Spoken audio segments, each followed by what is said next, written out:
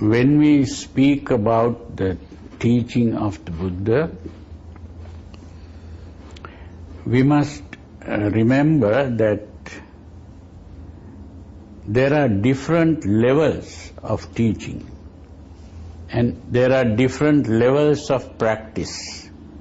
So this doesn't mean that everyone should be practicing at the same level. So in our series of talks, first we spoke about devotion. That is the basic level of practice, devotion. And devotion really is the devotion to the ideal of perfection. So at that level you are not perfect, you have not become perfect, but you are thinking of this ideal of perfection and desiring to become perfect. So there we pay respects to the ideal, and the ideal is seen as the Buddha. So the Buddha becomes this ideal and goal in life, but we have not reached that goal. So this is aspiring to that goal. So at the second level, we have the practice of good conduct, which is the first step in becoming good, is to practice good behavior. So we are trying to correct the behavioral part, where we don't come in conflict with other people and we do things which are considered to be good, just and fair and that sort of thing. Good relationships. And then we go to the next step, which is the purification of the mind. So purifying the mind, which leads to the true happiness. So this is a high level, that is the third stage. So everyone is not able to practice at that level. So it is mainly those who renounce the world, the worldly life, the materialistic life, and those who become monks or nuns. These are the people who will be able to practice that in full. The ordinary householder or layman is not able to attain those 4 jhanas. To attain the 4 jhanas is a very high level of practice. So today, those who practice at that level are called mystics. So the mystics are at a higher level of practice. And even higher level than that is the level of the enlightened or awakened people, the awakening to the realities of life. Now that is the level that I am going to speak about today, or this talk. Now although we may be happy by purifying and calming the mind, our mind may be tranquil and happy, but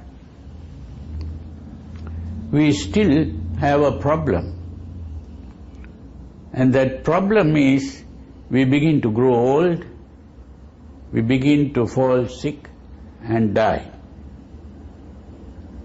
All religions begin to talk about eternal happiness and eternal life. Why are they talking about eternal happiness and eternal life? Because our happiness is impermanent and life is impermanent. So this is a problem that people try to solve through the practice of religion. And most religions, the solution is in the next life, after death. They believe that they can go to heaven where they'll have eternal happiness and eternal life. That is just a belief and a hope. It's based on hope and belief.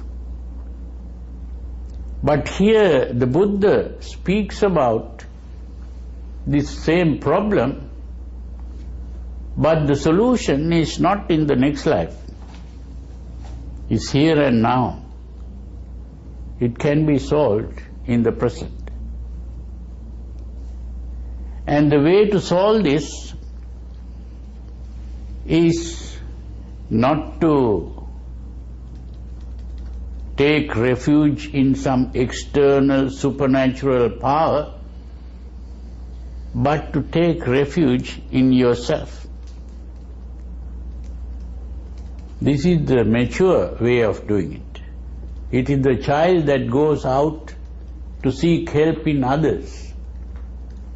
But the mature person is a person who begins to help himself or herself. So that self-reliance is the main thing in maturity. So this is a way of practicing religion in this self-reliant way, which is the humanistic way. The humanistic way of practicing religion, instead of the theistic way where we begin to depend on an external God or the creator of the world or some supernatural being. Humanistic way is to make use of the human intelligence and the human efforts, human energy to solve the problems. Today the world is gradually moving towards the humanistic way. This is why people tend to give up their religious dogmas and begin to think on their own and also depend on modern science and technology to solve their problems. That's the humanistic way. So as the human beings advance and evolve, religion will automatically become humanistic. So today Buddhism is that religion that it's not, Buddhism is really not another religion among other religions. It is a critique of religion, where religion is examined and understood. And this way, the religious problem, which is the problem of existence, it is because we exist that we have this problem. So it is the problem of existence that religion is trying to solve.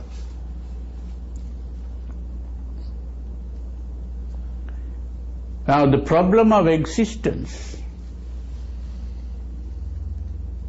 is what the Buddha called dukkha, or suffering. And that is that we are all born, and from the time we are born, we begin to grow old. The aging process At first the young child begins to become an adult, but it doesn't end there. We go beyond that and we begin to grow old and then ultimately fall sick and die. This is the problem. We don't like that. People celebrate their birthdays, but they don't celebrate the death day.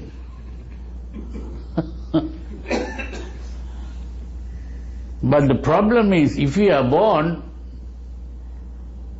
we always have to die also. We don't realize that.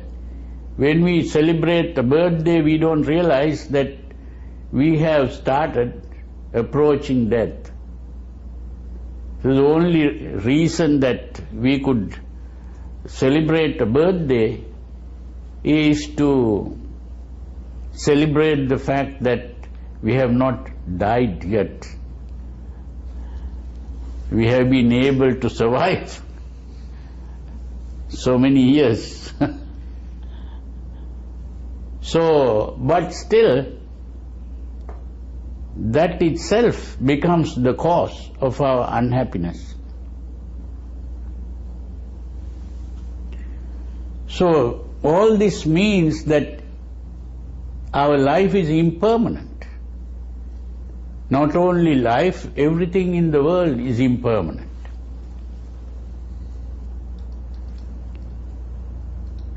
So the Buddha pointed out that the way to solve this problem is to understand existence.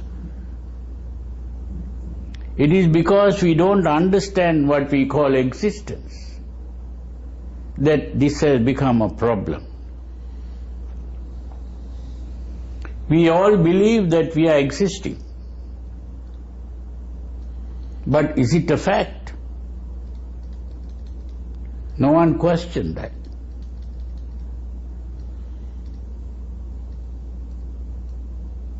If a thing is continually changing, say like the wave in the ocean, a wave is all the time changing. It's a change. So if things are changing all the time, do they really exist? That's the problem. In ancient times, the philosophers were talking about this change. What they saw was, they thought there was some permanence in the change. They used two words to talk about this. One was being and the other one was becoming. The change was called becoming. And the permanence was called being. Now what this means is, if you have a golden ring or something like that, you can melt that gold and convert it into something else. So that means the ring has disappeared and something else has taken the place. It has changed. But there is something that has not changed, which is gold. Gold has not changed.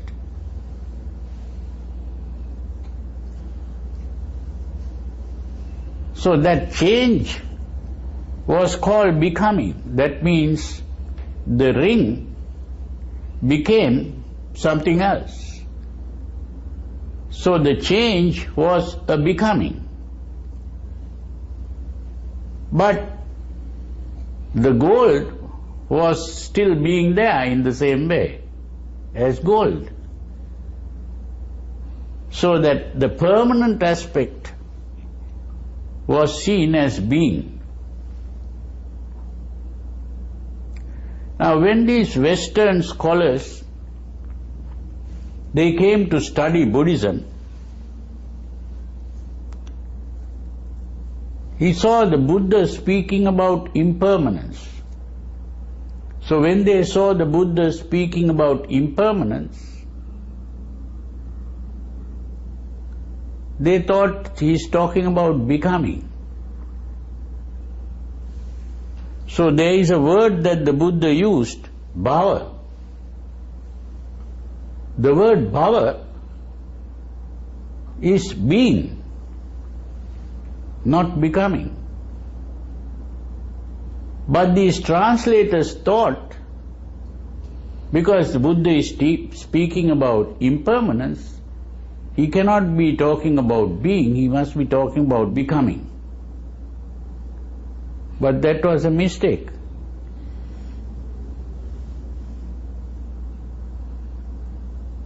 The Buddha was talking about being here.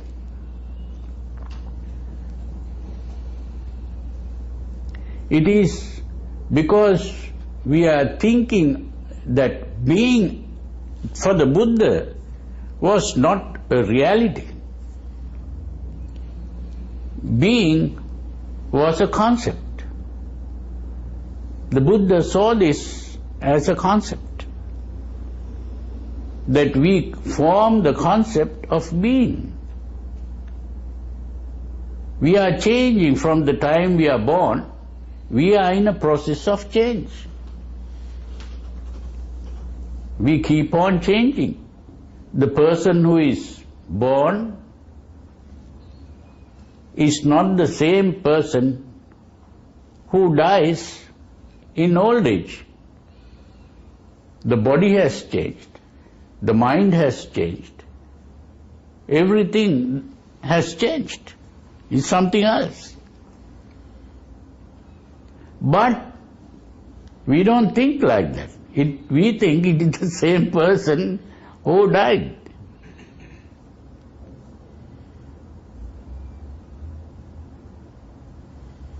So that concept of being, which is a continuity of existence, that is what is creating the problem. Because I am being, I am born, then I grow old, and then I die. So the I is always there, the being. So as long as we think like that, then we are thinking about the change and the impermanence of our being. And that is how we become unhappy about it, because we don't want that. Because we are being, we want to continue to be. And we want to continue to be young. No, we don't want to continue as old people. That's a problem. So being is a static concept. A static concept in a dynamic reality.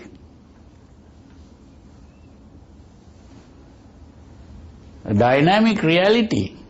We are trying to cling on to a static concept, which is an illusion.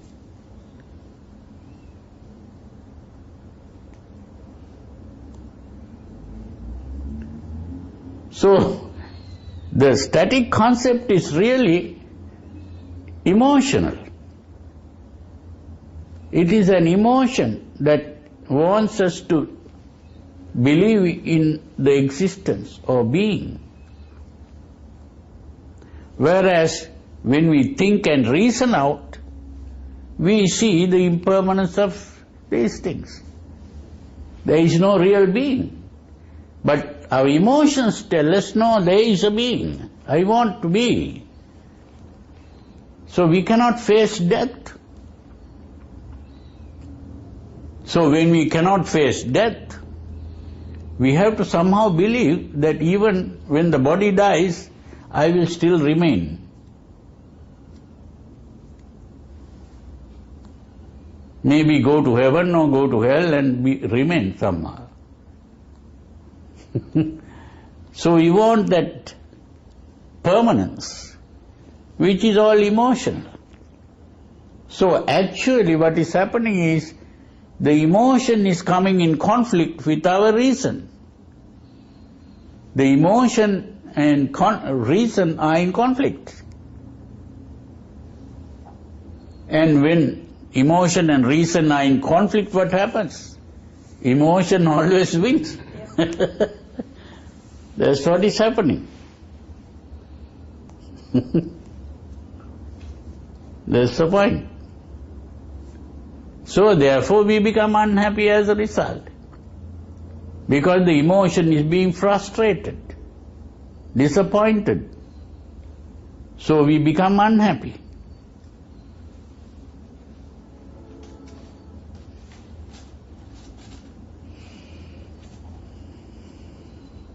So what this emotion is doing is, what the Buddha pointed out was that this emotion is saying, this is mine. It is the attachment to this body. The emotion becomes attached to the body and say, this body is mine.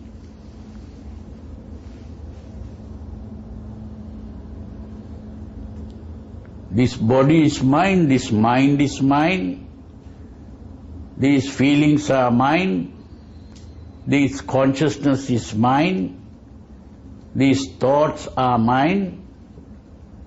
We begin to personalize. And what we call the self is the sum total of all that we call mind.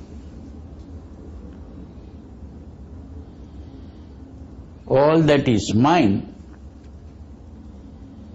has been personalized, and through the process of personalizing we arrive at a personality. That personality is the myself, because I have personalized this. If I didn't personalize the body, if I didn't personalize the mind, if I didn't personalize my feelings, my thoughts, my consciousness, then there will be no personality. So the personality came into being through personalization.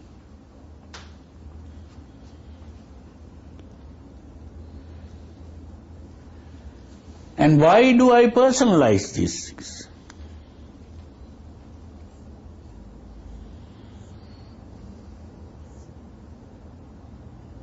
Because of my emotion. It is the emotion that is doing the personalizing. That emotion is what is called tanha, usually translated as craving.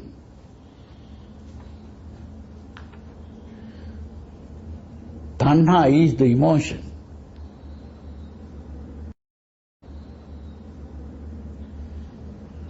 So it is that emotion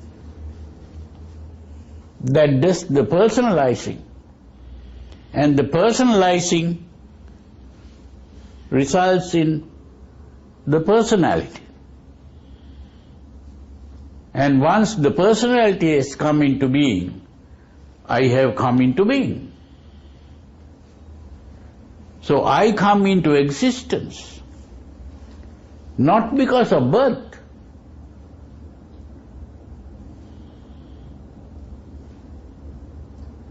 I have come into existence because of personalizing. This is the important thing to understand. Normally we think, I came into existence because I was born. I was not born. The body was born.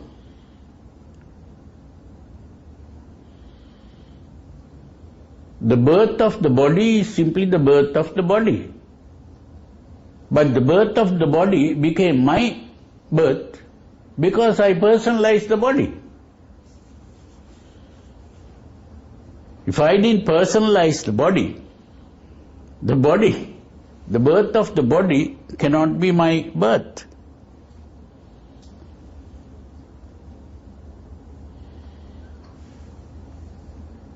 And if I didn't personalize the body growing old is not my growing old.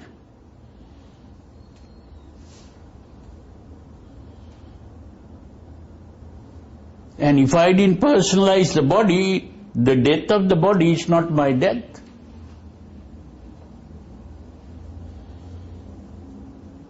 You see, whatever is happening to the body, I say this is happening to me. Why? Because I have personalized that.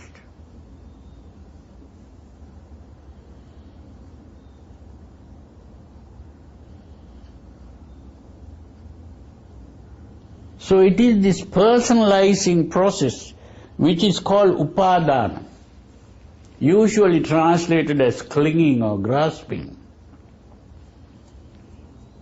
This is not just ordinary clinging or grasping, this is personalizing. And through this process of personalizing, the personality comes into being, or I come into being.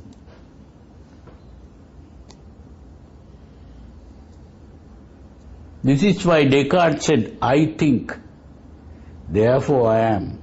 Naturally, when you think, I think, if you say, I think, then, of course, the next is I am. So, I think is the personalizing of the thinking process. When you say, I think, and therefore I am is the personality coming into being.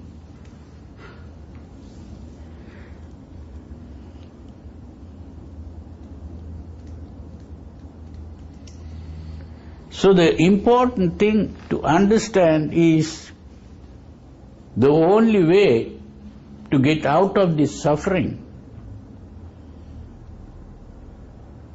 is to learn to depersonalize what has been personalized.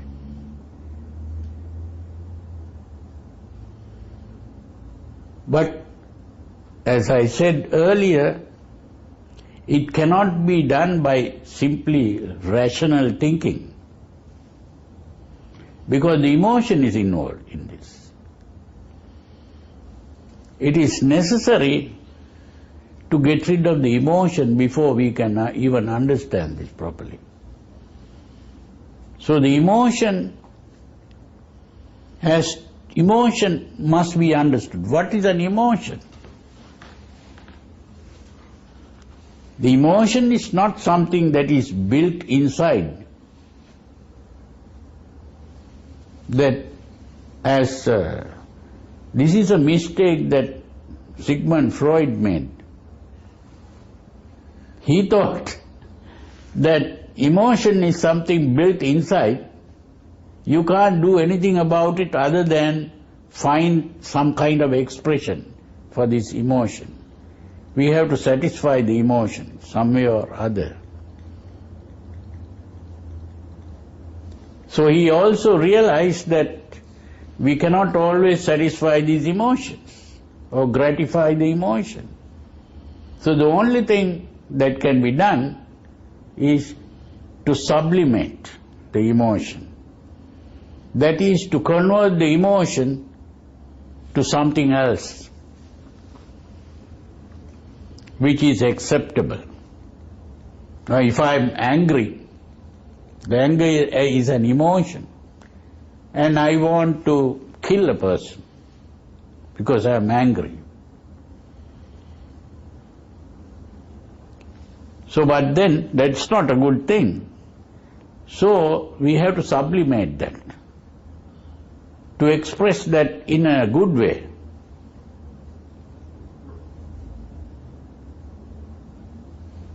That is what is called sublimation. That is the solution that he found. But the problem is, that is not going to solve the problem really, because he wrote a book called Civilization and its Discontents. To be civilized is to sublimate the emotions. That is how we become civilized. But in becoming civilized, we become unhappy people because we are discontented. There is no real contentment.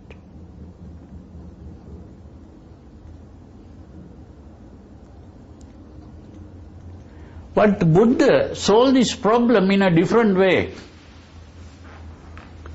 This is important to understand.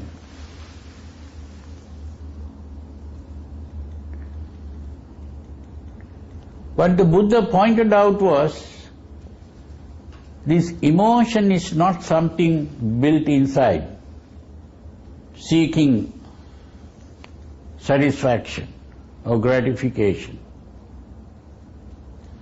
Emotion comes from outside. That's the important thing. It's not something that comes from inside and goes out, but it is something that starts from outside and comes in.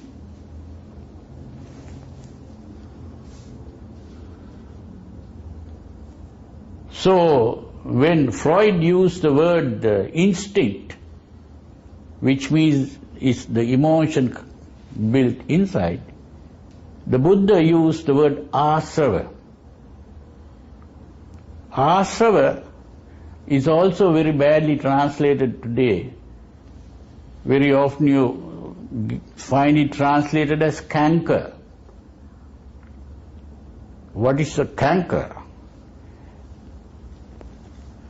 It's like a sore or something like that. It's coming from the root sru.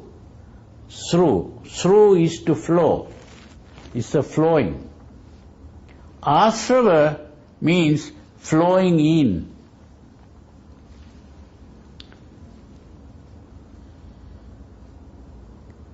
That is why some people translate asava as influx. But I translate asava in a more meaningful way. And that is influence. Influence. Influence is also flowing in. So asava is really a flowing in. How does it flow in? It is simply starting with the stimulation of the senses. When the senses are stimulated, nerve impulse goes from the sense organ to the brain. That is also flowing in. And then the brain begins to make a decision about what is being seen. First, there is seeing of something, the process of perception, and then you begin to interpret what you have perceived through the process of conception. And once you have interpreted what you have seen, then according to that interpretation, a message is sent to the glands, and the glands begin to secrete a hormone, and that hormone begins to make certain parts of the body overactive or some parts underactive, and this way a change occurs in the whole body. That is what we call an emotional arousal. If it is anger, adrenaline flows into the blood. If it comes in the form of a sexual desire, a sexual hormone flows into the blood. So this is how it happens. So it all starts from outside, stimulation of the senses. So when the senses are stimulated, this whole reaction occurs. And when the emotion is aroused, tension occurs in the muscles. The muscles become tensed. And this tension is like the bow and the arrow. You pull the string with the arrow, it becomes more and more tense. The more tense it becomes, the more it wants to release the arrow. And then there is the action taking place. So in a similar way, the gun and the trigger is also a similar thing. So in a similar way, this whole reaction of the organism results in action, which is the behavior.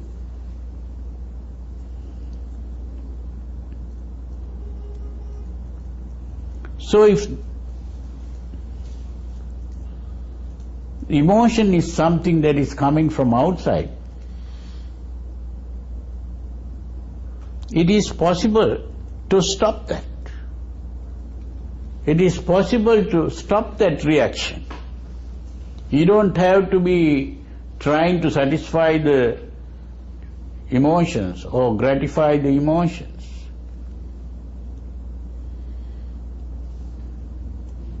The important thing is to learn to stop the reaction and calm the mind. So the calmness and tranquility of the mind is the solution to the problem.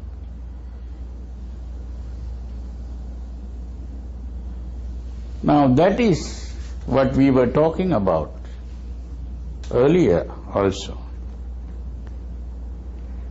So this tranquility of mind was the solution of the Buddha, not sublimation.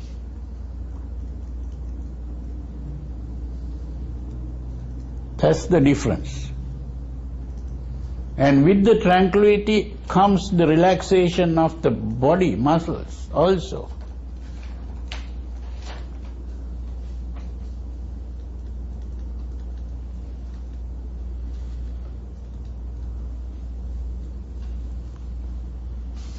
That's the important thing to understand. So that emotional excitement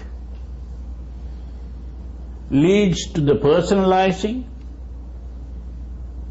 and the personalizing leads to the personality,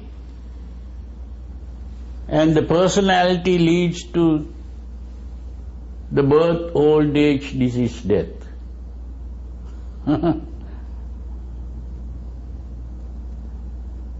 All the suffering comes from there. This is why the Buddha said, Tanha is the cause of this suffering, which is the emotion. And the emotion can be brought to an end through the proper technique, which was that supernormal eightfold way.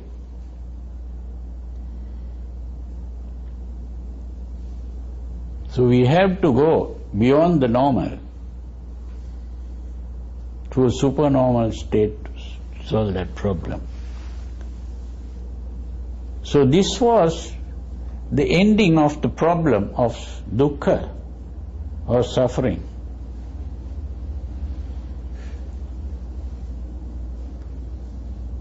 And this can be done only by calming the mind. But the mind cannot be calmed without calming our behavior. So the first step is to calm the behavior.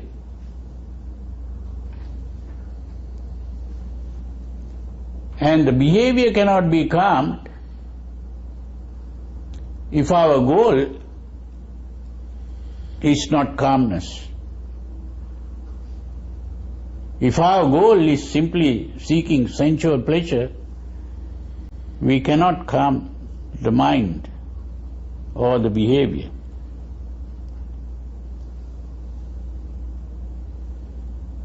So this is why this whole problem of existence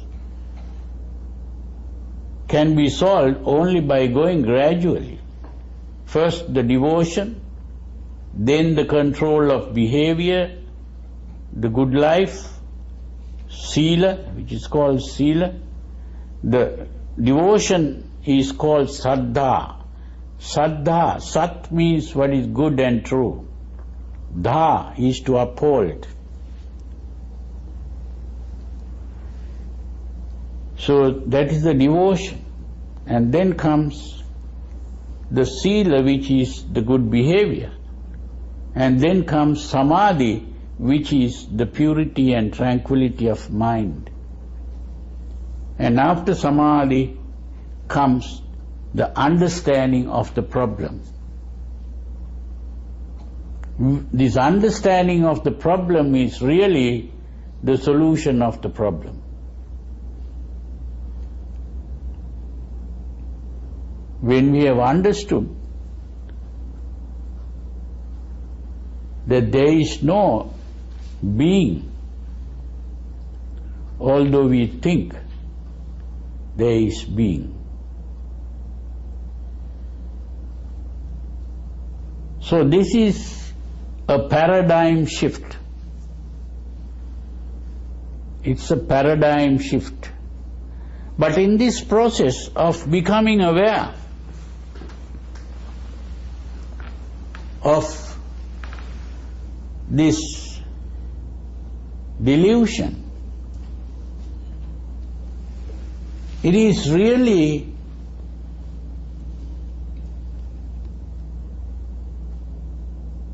a maturity of our consciousness. The consciousness has to evolve. Normally, all animals are just conscious of a world.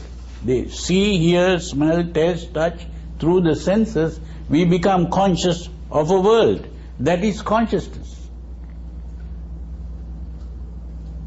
But this consciousness is taking place without our knowledge.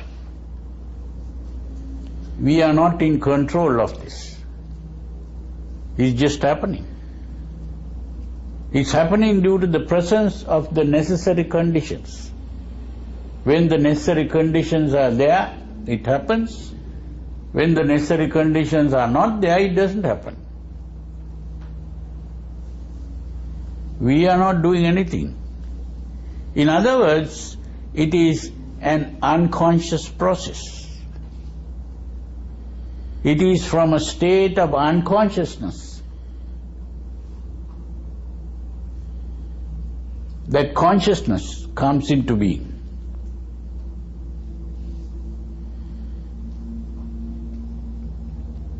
But that consciousness is actually what is called cognition.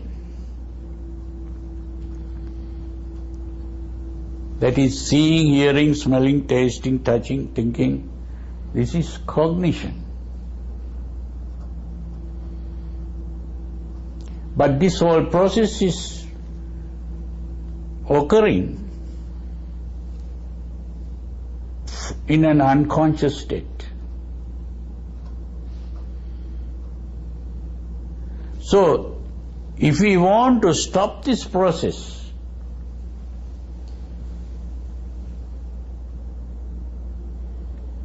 we have to become conscious of that.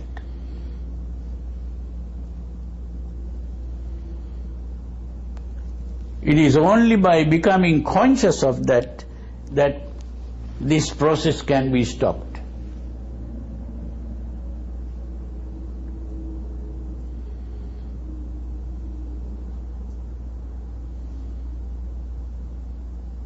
So this is the important thing to understand.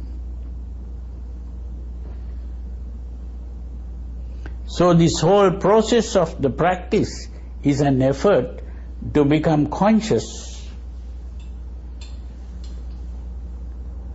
of the process of consciousness itself.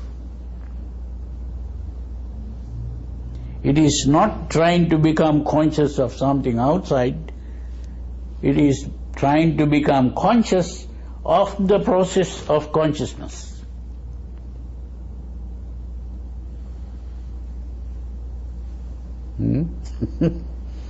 So that is the paradigm shift.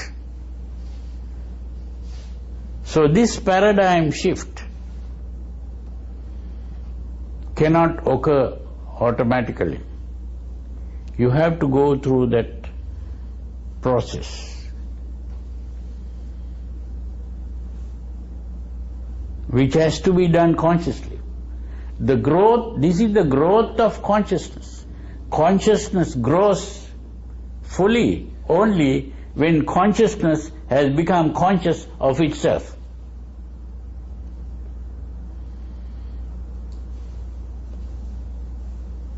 That is the ultimate point in the evolution of consciousness. So when we speak of the Buddha, we are speaking of a person who has evolved to that highest level where a person becomes conscious of consciousness.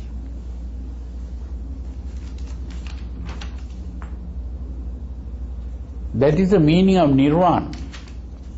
So nirvana is not simply calming the mind. That simply calming the mind is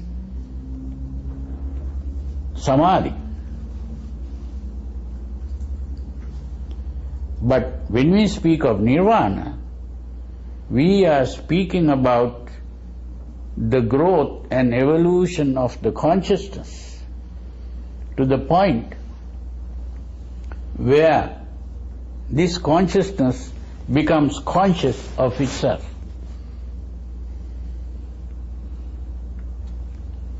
And when that has happened, that emotional agitation, excitement will never come back. So that is becoming calm while being active. The action is there. It's not inactivity. But in the Samadhi state, it is all inactive. The calmness. But you can be active and at the same time be calm inside, because the emotional excitement never takes place.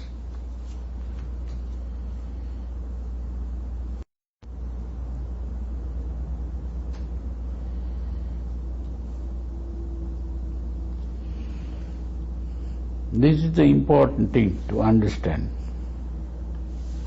And in this process,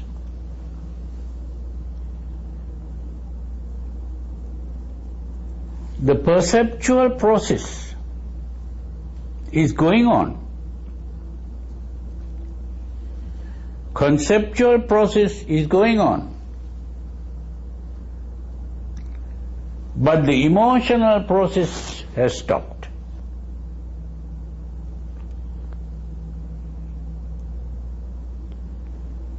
And the conceptual and perceptual process is aware of itself.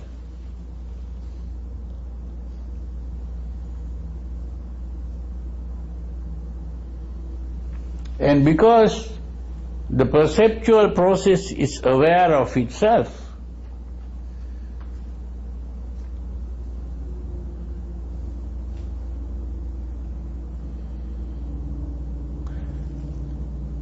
It sees through the process, and therefore when you perceive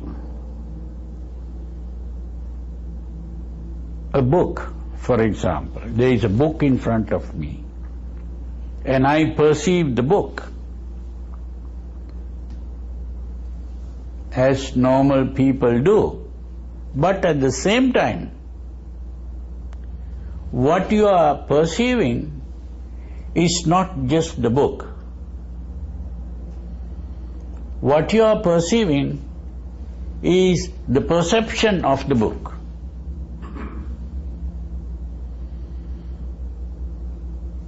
So instead of saying there is a book in front of me, you can say